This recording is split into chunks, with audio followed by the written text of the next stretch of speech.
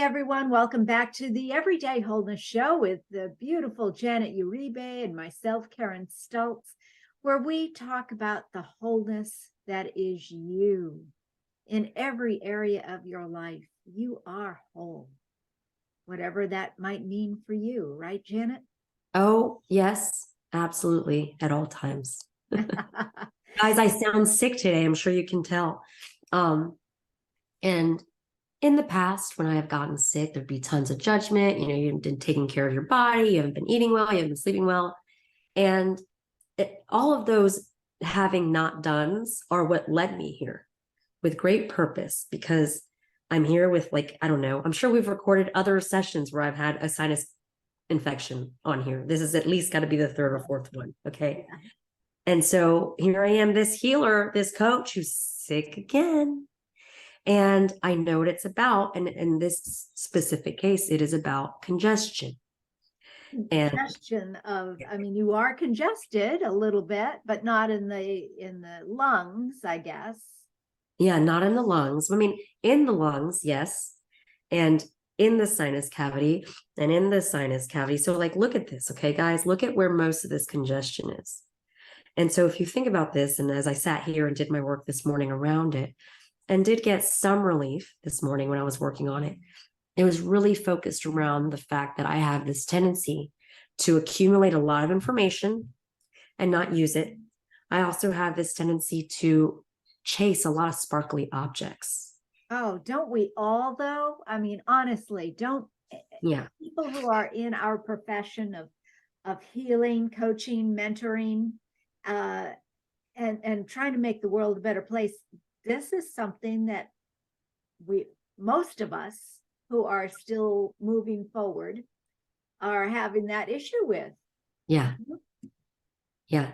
And so in my specific case, I'm not even chasing like a tangible object. I'm chasing like ideas and platforms and collaborations and projects and the next thing and the next thing. And it's fascinating. And I'll quote one of my mentors here. Everything is permissible, guys. All of it. There is no judgment on what you do or don't do. Everything in action or in inaction is permissible, but not everything is profitable. And so as I continue to chase all of these projects and I continue to look for all these opportunities and look for the next carrot, and I'm chasing tons of little carrots, but I'm not chasing the carrot that would fulfill me the most. I'm not chasing the carrot that would bring me the most self-fulfillment, the most joy. And I'm doing it some ways out of fear. And I'm also doing it some ways out of like norm, predictability, what I can count on, what I'm familiar with. So growth is based off of stepping out of your comfort zone. We all know that. But, here I am. I feel like I'm stepping out of my comfort zone frequently, but I'm also not stepping out of my comfort zone to the degree of what resonates with my heart and to the frequency of what resonates with my heart. I know a lot of us will say, go slow, doing nothing, or, take a step back and sit back. And yeah, there is growth in the stillness. But for me, I like moving fast in the stillness. I like fast growth. And so when I'm not getting the fast growth, I'm not in alignment. And then surprise, I'm sitting here being told again, hey, just sit down and ask the universe, what is the carrot that would most fulfill me? What is the path that most aligns with my heart, not with what my brain is telling me? Yeah. So what have you come up with for that? Oh my gosh, friend. Well, I only got that far.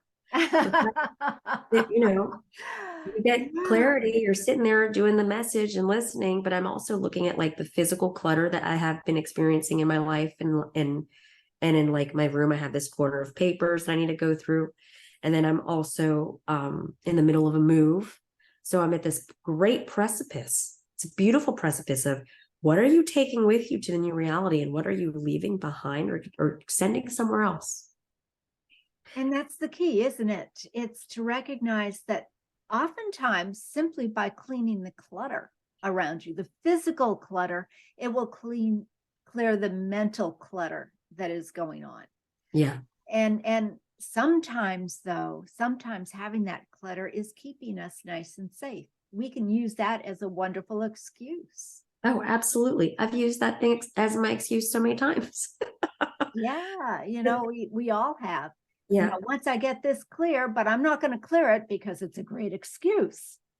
Yeah. So a question that I would have for our listeners is, what are your excuses? Who are you blaming? Yeah. Who is actually causing this slowdown that might be necessary, but it could also be what's holding you back.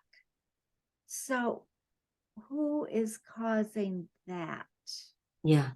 And I'll go a step further with that, friends. Like if you are a healer, if you are one that does this work, yet you have maybe Lyme disease or some type of autoimmune disorder, asthma, or patterns with sinus infections or chronic UTIs or whatever it may be, and it's not healing, but you've gotten better, but it's just not gone yet, then what is the deeper root of that resistance? Who are you without that illness? Yeah. What is your life really like without that illness? So what it comes down to is it's not anyone else. It is us. It is you. It is me.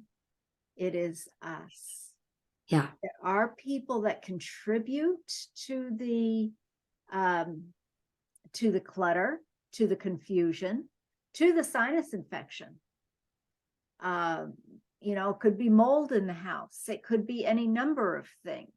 Howsoever, when it comes right down to it, it is us and what our choices are, recognizing what we choose.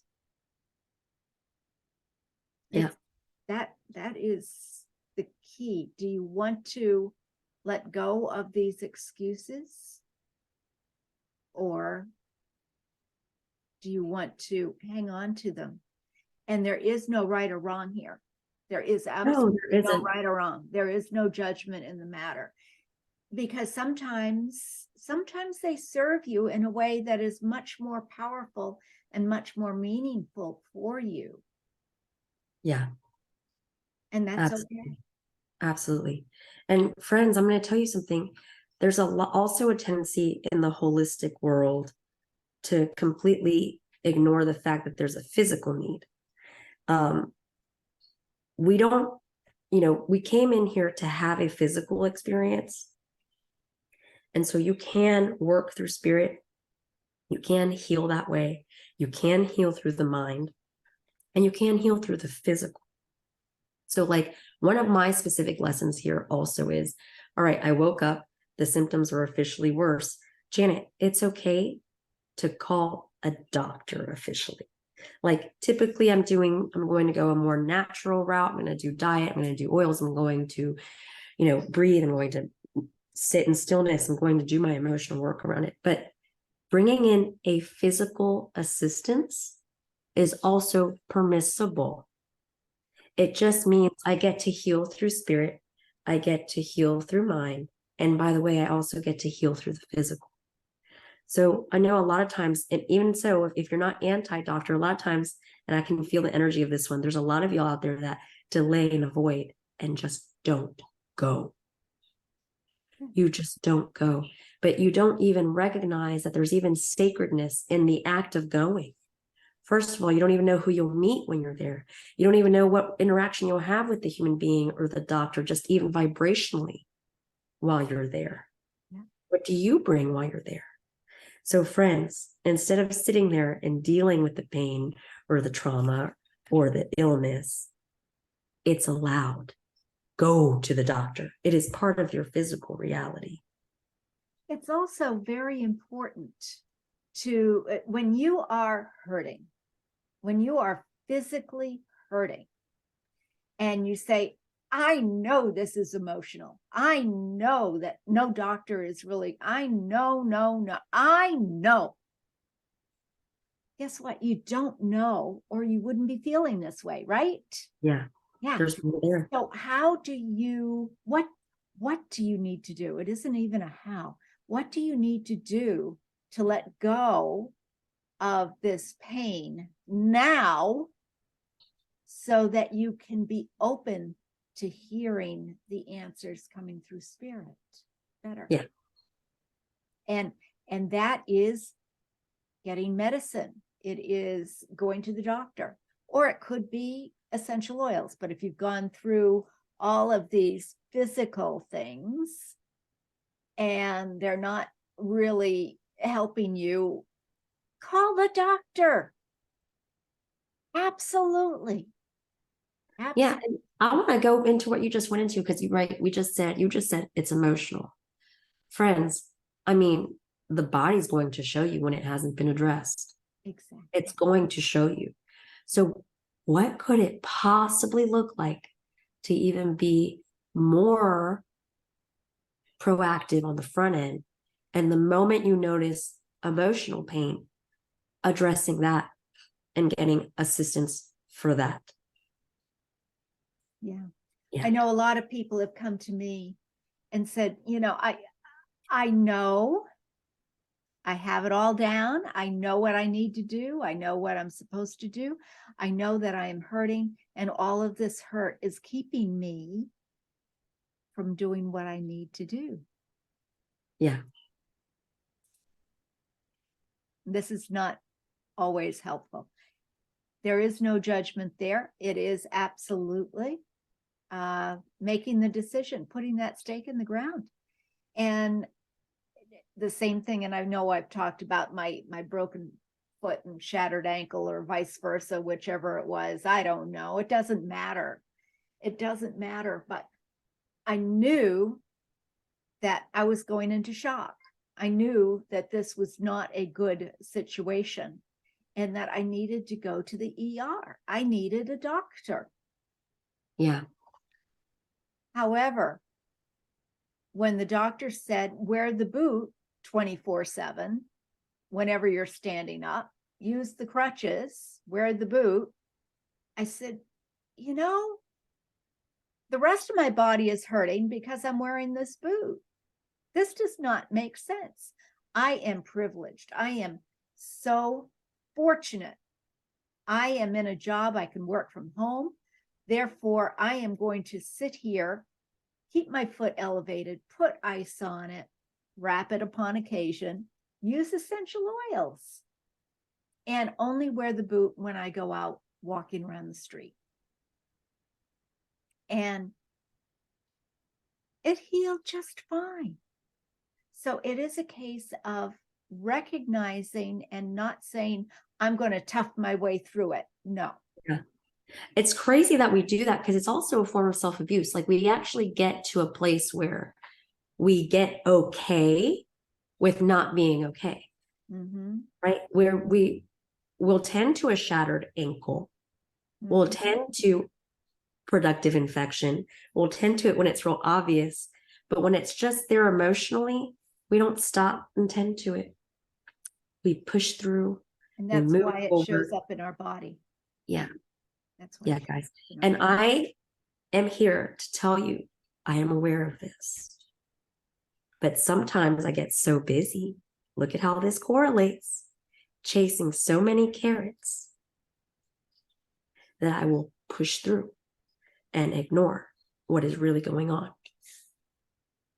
All connected. It is all connected. And sometimes we make deals. Yeah. I need to do this. This is important for me. In the long run, it's something I truly, truly want. And therefore, I need to push forward. That's all there is to it. I need to chase all of these shiny objects and move forward because it's all important to me in the long run. No. Pick 3 shiny objects to go after and move towards those with purpose and allow it to happen. Yeah. Yeah. Wow. Well, Janet, our time is short here, but any last words that you want to share with our audience today? Yeah, friends, ask yourself why it is that you're allowing yourself to be okay with not being okay. I think you'll be shocked to discover what it's connected to. I know for me, it was mostly based in self-worth. I need to this so that this. Yeah. The second you hear so that, you're trying to control. And remember, the only people you can control is yourself. You cannot control anybody else. Yeah. So it's how are you going to respond when somebody else reacts or responds in a certain way? Yeah. So that's all fun and games. So thank you again for joining us.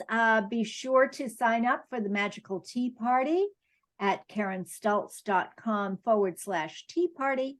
And we look forward to having you subscribe to the Everyday Wholeness Show. And Janet and I have lots of cool, shiny objects that we're pursuing, but we're going to wait until next year because there are other things that are taking priority at the moment. So, and that's okay. That is okay. It is. So much love to you, friends. Until next time, be whole.